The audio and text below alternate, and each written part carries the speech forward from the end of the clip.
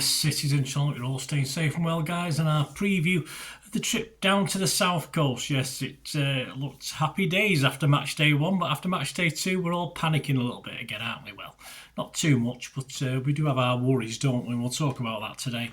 Of course, it's Brighton against City. Match day 3, 2 p.m. kickoff on Sunday, the 31st of August. If you're down there and spot me, come and say hello, guys. We're going to check out Brighton's start to the season, any significant ins and outs in the closed season to the squad.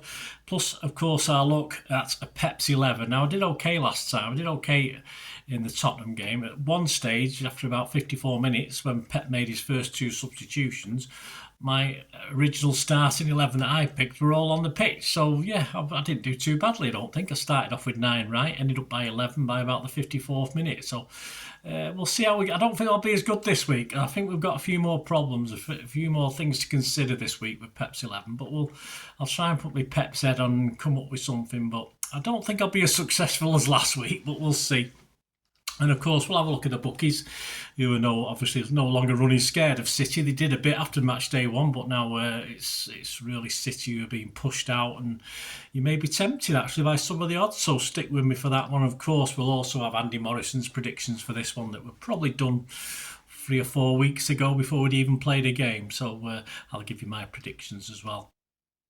I'm going to record this, or I am recording it on the 26th of August. So, of course, it's a very fluid situation at the moment. Still rumours knocking about players leaving and players coming. So, I can only do it as at now. So, obviously, anything can change. I could go away from this now and find out that Donnarumma's joined us. But, hey, probably not. But, yeah, so it is fluid. So, all facts and stats and what I've come up with are correct as at the 26th of August. Right, before we start, please give that like button a smash, guys, if you can. It's great to get views. Of course it is, but it's just nice when you put a bit of effort into to get that like button smashed. And believe you're not already subscribed, please do so. That'd be wonderful. Join us on the channel. Right, the game will be shown live in the UK on Sky Sports main event, Sky Sports Premier League, Sky Ultra HD, Sky Go and Now TV, or if you're there. So there you go. As far as the Citytilidie site, Matchday Live show starts around 12:45. It's a goalkeeper special this week. Yeah, quite appropriate really, isn't it? We've got Karen Barnsley and David James are the guests. You can also listen to live audio commentary, of course, from the wonderful Alistair Mann and Steve Howe is accompanying Alistair this week. Pep, of course, will face the media for the pre-match press conference from 1:30 on Friday, the 29th of August. So we might know a little bit more by then. Fingers crossed. Right, let's check out Fabian Hürzeler's Seagulls. I mean, his second season in charge this, after guiding Brighton to a pretty commendable 8th spot last season. They only just missed out on Europe, didn't they? Major ins and outs. I've only looked at players 10 million euros or plus. Kostoulis from Olympiacos, 35 million. He's only 18. 35 million euros for an 18-year-old. He's a centre forward, Kostoulis, so that'll be interesting. De Kuyper. Isn't it funny how all these teams can play young lads, but we send ours out on loan, until they're about 24. De Kuyper from Bruges is a left back. He was cost him 20 million. Watson from Sunderland is a left winger, cost him 12 million. And Coppola, yeah, not Francis Ford, just or his daughter. No, another Coppola from Erios Verona. He's a centre-back and cost him 11 million. The major out was, of course, Pedro, who went to Chelsea, who by everybody again, 60 million. Not too many injuries to talk about at the moment. I think they came out of the game on the most recent game okay as well against Everton. So I don't think they're too bad on the injury front. Let's have a quick look at this first 2 matches. Match day 1, 16th of August, it ended Brighton 1, Fulham 1. And despite looking comfortable for 2/3 of this game, they didn't make that dominance pay, and Fulham snatched a late equaliser. When I say late, I mean late. 97th minute, almost Liverpool time, isn't it?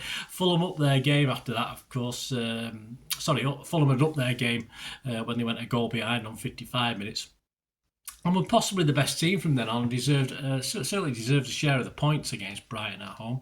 Of course, next up in match day 2, a trip to the brand new spanking, catchily called David Dickinson Stadium. Oh no, not David Hill Dickinson. That's it. I thought Antiques was making good money these days if he was sponsoring it. No, Hill Dickinson Stadium to play Everton. Although I did see a picture that some of the letters had fallen off, fallen off at the side. But, or someone had nicked them, but I can't say that, can I? I'm not allowed, but I did. Anyway, just a bit of fun, just a bit of banter. Anyway, not the easiest of tasks, of course, for the Seagulls. I don't assume any Everton fans will be watching this unless someone passes it on to them. But not the easiest of tasks for the Seagulls, and they can think themselves slightly unfortunate to come away with no points in a 2-0 loss. They missed a penalty, they hit the woodwork twice, and I think they created at least 3 big chances that were missed, and certainly was one big chance that Danny Welbeck was the main culprit for. So despite dominating all the stats and bringing a lot of physicality to this game, which is a big worry for me, they were unlucky, I thought. So an okay start, but they do sit now in the relegation zone, so they're not going to be happy with that. Of course, we're not happy with being in 6th spot, are we? We're not devastated, but both us and Brighton, we're a little bit wary at the moment. I think Brighton perhaps have a little bit more confidence, even though they've only got 1 point from the 2 games. They've got a Carabao Cup game at Oxford on Wednesday night, as I'm recording this on the Tuesday, so they've got that on Wednesday night. I don't expect any key players to be risked for this one, of course, unless Danny Welbeck wants some shooting practice, but we know what he's like for injuries, so it's probably best not to play him. Next 6 league games after City: Bournemouth away, Spurs at home, Chelsea away, Wolves away, Newcastle at home, and United away. So I expect from those potentially 8 to 11 points based on how they're doing so far. That's after us, of course. I think the likely position this season is anywhere between 8th, which he did last season, and 12th. I don't see him improving on last season, and I think that sort of is reflecting the odds at the moment. Top half, bottom half, it's very close which one they'll be in. But I do expect a tough game on the South Coast, and we'll have to be far more physical and dynamic, I think, in this than we certainly were against Spurs to get anything out of this game. It's a big, tough game, another tough game, another challenge which we failed miserably against Spurs. We'll have to rise to this one. So that brings us on to City, of course. Let's have a quick look at the squad against Spurs. Trafford, Lewis, Stones, Diaz, Nouri, Reinders, Gonzalez, Bob, Cherky, Marmoush and Hans started the game with Edison, Aki, Doku, Rodri, Bernardo, Nunes, O'Reilly, Kusanov and Foden on the bench. That starting 11, who deserves another crack? Well, I think the only guys who come out of this with any real credit were Stones. I think Gonzalez had a good game, and Bob, and I think that's about it. But he's not making 8 changes, I don't think. I think he'll make certainly up to a handful, but he's not going to make 8 changes. As I say, at the time of recording this, there's nothing new as far as players. We know Donnarumma, there's no Rodrigo, not a chance. But so I'm going to base my 11 on what we know. We do have a couple of potential injury problems again added to the list. Keepers, well, will Pep want to show faith in Trafford? Will it do him any good if he's dropped, or will it do him any good to play and he drops another clanger? Is Edison's head right so he can come in and play? Is Ortega the way to go, the one who's knocking around but not been used yet, which will certainly upset both Edison and Trafford, of course, and will Donnarumma fly in? It's a big decision. I made one. I picked a number 1, but it's ridiculous, isn't it? I mean, it's just not easy to do. We're playing a physical, fast Brighton team. We don't need the lack of legs that we had last week against Spurs. Surely Pep must accept that. But of course, why didn't he? You know, I must admit, against Spurs, I would have thought he stuck to his 11 against Wolves and rewarded them for a good victory. But we definitely need physicality. We definitely need a little bit of pace against Brighton.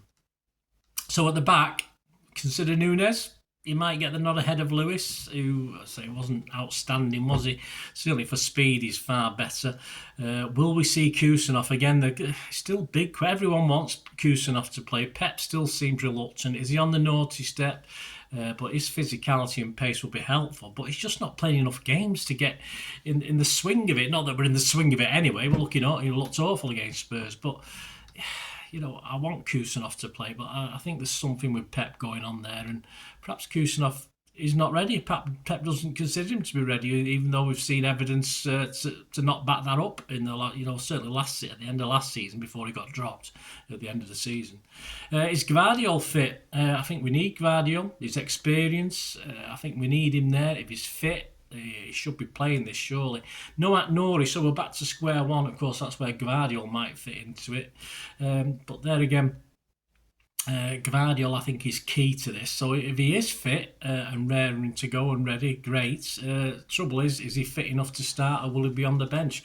Rodri, another one. He came on again for a few minutes, looked fine. Will Pep risk him to start this game? I thought Gonzalez played pretty well last week, but I think without Bernardo buzzing around there as well for most of the game, I think he struggled. I want to see Rodri, but will it happen?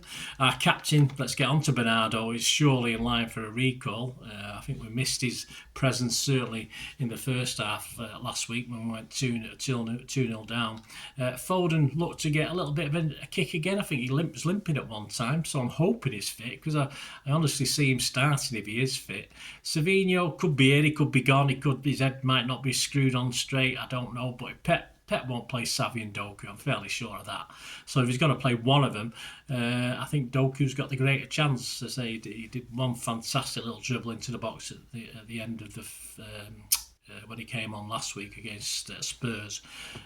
So I would prefer Doku over Xavi if he's going to play a winger, but he might play Marmoush again. Well, there you go. It's a big quandary, guys. A lot of questions to answer.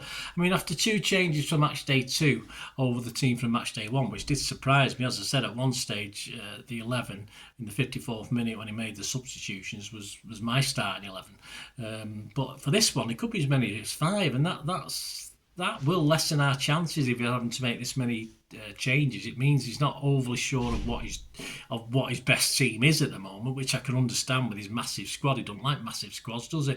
But we do need some little bit of consistency. But I think for the foreseeable, Pep's going to be forced to shuffle this pack a little bit, and we're not going to see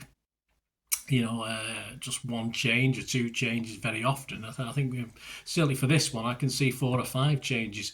Before that, just an interesting look. I thought this might be interesting because we played them, of course, last November. It was the start or near our bad run, and we were winning 1-0 at Brighton, and we eventually lost 2-1. But it makes interesting reading the team. This is the team just from last November, so less than 12 months ago. We had Ederson in goal, Walker right back, Jay Simpson-Pusey was centre half with Gvardiol, Rico Lewis, Kovacic, Savinho, Foden, Gundo, Nunes and Haaland. That was our starting 11 last season against Brighton. Only a handful of these may feature. Probably only 4 or 5 of those have even got a chance of featuring. Take out the ones that have already gone anyway. So here we go. This is my tentative 11, guys. This is what I'm going to go for. It's a bit of me and a bit of Pep because, as I said, I'm going to stick Kusanov in, and I'm not overly sure what Pep's feelings are at the moment on this guy. I just don't know. I just don't know what's going on, and a lot of people don't. Keeper-wise, I've gone with Ederson. If Ederson was going to play the Wolves game, if he was fit, you have to believe Pep's telling the truth. Trafford played the Spurs game because he had a good game against Wolves, fully accepted, but he didn't have a good game. Now, if Ederson is still our number 1, if his head's still right, and we still don't get some other bloke called Donnarumma coming into this, then Ederson has to play this, surely. So I'm going to go Ederson, Kusanov, Stones and Diaz, and Gvardiol.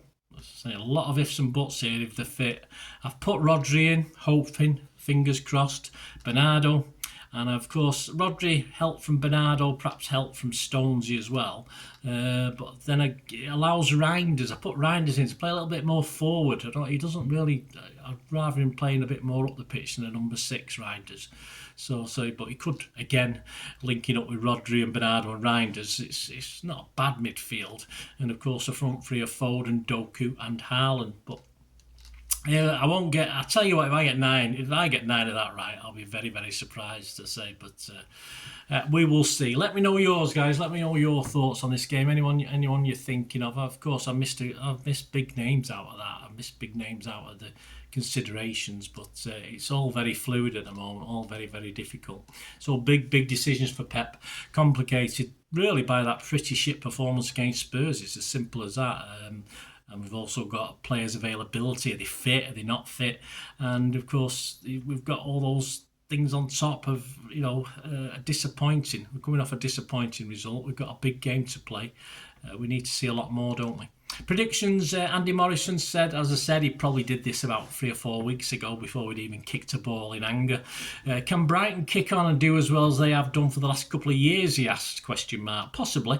They have a habit of unearthing gems of players and they will be a tough nut to crack, especially so early in the season. We lost 2-1 there last season, we did, but I fancy us to leave the Amex with a hard-fought victory. So a lot of positivity for Andy. If I asked him now, which I used to do occasionally, but I've not. He may change that, but there's nothing wrong with being positive, and 2-0's fine. You get 11-1 at Bet365 on a 2-0 City win, or you get 9-1 generally on that one. For me, if you're asking me after the Wolves game, I would have been a bit more positive. But after seeing that Spurs shambles and having knowing how Brighton play with the physicality and the pace, etc., I'll be happy with a draw. I don't want a draw. I want to win. I don't think a draw is any good to us. Anything less than 3 points is not disastrous, but it's a big blow. If we can go to Brighton and win, I think it puts out a little bit more of a statement. Again, it's a good victory, of course, with the international break and then United to come. So, but I have to go for 2-2. I just don't have a lot of faith at the moment that we're getting things right, that it's a work in progress. We have to be happy with a point at Brighton, but of course, hoping to beat United at home next time out. And I think that's how the season's going to go. I think we're going to lose or draw games. Tough games, the top 6, the teams that are in the top 8, like Brighton were last season. So I'm going to go for a 2-2 with this one, but I really hope that we can win it. 12-1 with Bet365, 10-1 generally for a 2-2 scoreline. Please, all these odds, I've got some odds here. Please gamble responsibly, and when the fun stops, stop. All these odds are as at the 26th of August 2025. Other popular scorelines, a 1-1 draw is the most popular actually, 13-2. 7-1 with 365. A 2-1 City win is 17-2. 7-1 with 72 with 365 and 7-1 generally. A 1-0 City win is 10-1 with Bet365, 9-1 generally. And this is where it's all changed. Premier League winners more or less neck and neck now. There's not much to choose between them, with both Arsenal and Liverpool now 7-4 generally. So they both moved in. I think, of course, Arsenal a little bit more moved in, so they impressed the bookies more with their first 2 starts as opposed to Liverpool's. And City are big movers again at the bookies. Last week we moved in after that win at Wolves, but this week we moved out because of the defeat against Spurs, of course. So we were 3-1 last week before the Spurs game. We're now 9-2. Are you tempted? 9-2, good price. You don't often see that for City after 2 games in a Premier League season, certainly not for the last few years anyway. Chelsea, we're 10-1, and of course they're okay start, good start. They're into 8s now, 15-2 in a place. Brighton, top half, you can get evens, generally 5-6, but you can get evens in the odd spot.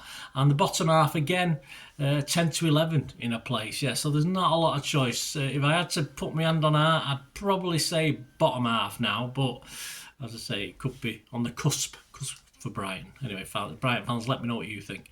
The match odds, City are 4-5 on, which is no surprise, not firm odds on favourites at all. You can, if you like, don't mind fluttering odds on, you can have a little go on that one. A draw is 29-10. A Brighton win is 3-1. Brighton fans, fill your boots. You can Dutch, can't you? You can Dutch the draw and Brighton to win.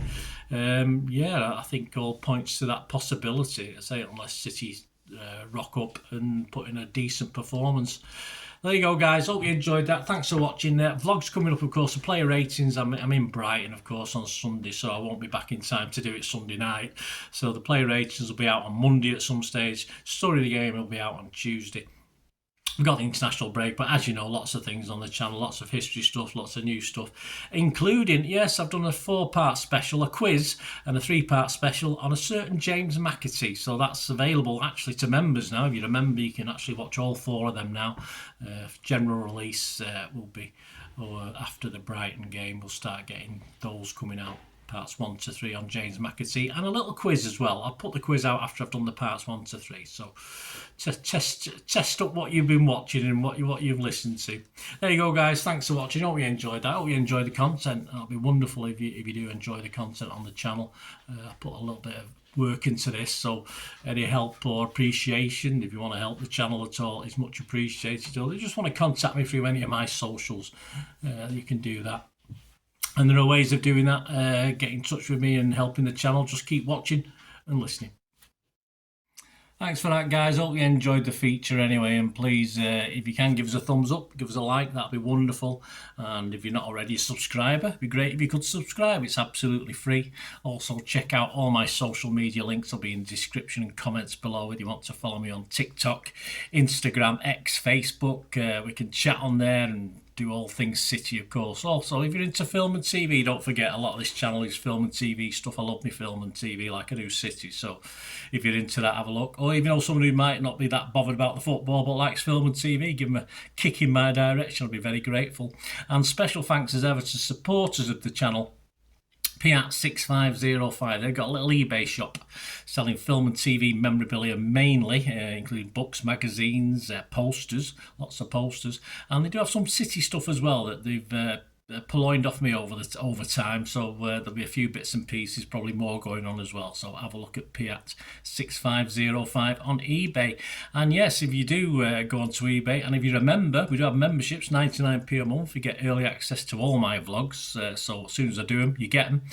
Sometimes it could be months before they're published generally, so a lot of the history stuff, so you have access. The membership gives you access to that. It gives you 10% extra off at Piat6505 if you want to buy any of that memorabilia. That's all that you can actually gain that from being a member and support the channel. That's a great way of supporting the channel, of course, like watching the ads on the original thing that you've seen now, my original feature. That'd be fantastic.